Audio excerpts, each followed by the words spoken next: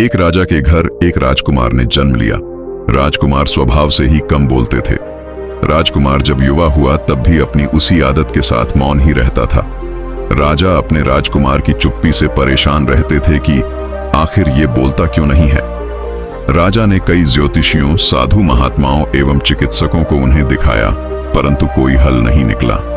संतों ने कहा कि ऐसा लगता है पिछले जन्म में ये राजकुमार कोई साधु थे, जिस वजह से इनके संस्कार इस जन्म में भी साधुओं के मौन व्रत जैसे हैं।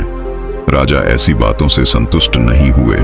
एक दिन राजकुमार को राजा के मंत्री बगीचे में टहला रहे थे। उसी समय एक कौवा पेड़ की एक शाखा पर बैठ गया और कांव कांव करने लगा। मंत्री ने सोचा कि कौवे की आवाज से राजकुमार परेशान होंगे, इसलिए मंत्री ने कौवे को गोली मार दी। गोली लगते ही कौवा जमीन पर गिर गया।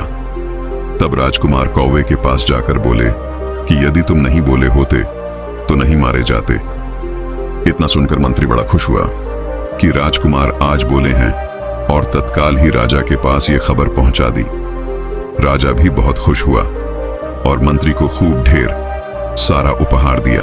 कई दिन बीत जाने के बाद भी राजकुमार चुप ही रहते थे। राजा को मंत्री की बात पे संदेह हो गया और गुस्सा कर राजा ने मंत्री को फांसी पे लटकाने का हुक्म दिया। इतना सुनकर मंत्री दौड़ते हुए राजकुमार के पास आया और कहा कि उस दिन तो आप बोले थे, परंतु अब नहीं बोलते हैं। मैं तो कुछ देर में राजा के हुक्म से फांसी पे लटका दिया जाऊंगा। मंत्री की बात सुनकर राजकुमार बोले कि यदि तुम भी नहीं बोले होते तो आज तुम्हें भी फांसी का हुक्म नहीं होता। बोलना ही बंधन है। जब भी बोलो उचित और सत्य बोलो, अन्यथा मौन रहो। जीवन में बहुत से विवाद का मुख्य कारण अत्यधिक बोलना ही है। एक चुप्पी हजारों कलह का नाश करती है।